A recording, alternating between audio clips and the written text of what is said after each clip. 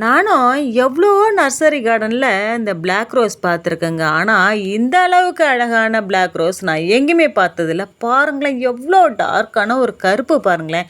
நம்மலாம் பூக்கள்லாம் கருப்பாக பார்த்துருக்குறோமா? இல்லைல்ல.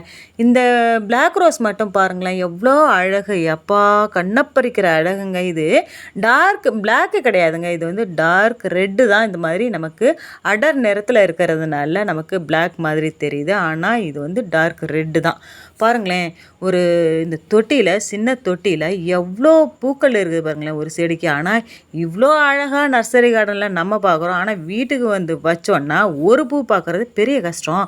அவங்க கொடுக்குற உரங்களில் தான் அவ்வளோ பூக்கள் பூக்கிறதும் அவங்க வியாபார ரீதியாக நமக்கு அவங்க கொடுக்குற உரங்களில் தாங்க இருக்குது. இப்போது ரசாயன உரங்கள் பூச்செடிகளுக்கு நிறைய கொடுப்பாங்க. அது ஒன்றும் சீக்ரெட்டான ரொம்ப தெரியாத உரம்லாம் கிடையாதுங்க. டை அமோனியம் பாஸ்பேட் அப்படிங்கிற டிஏபி, அப்புறம் என்பிகே உரம், எப்சம் சால்ட்டு, இந்த ரசாயன உரங்கள்லாம் நம்ம பூச்செடிகளுக்கு கொடுத்தா நம்மளும் இந்த மாதிரி வளர்க்கலாம்.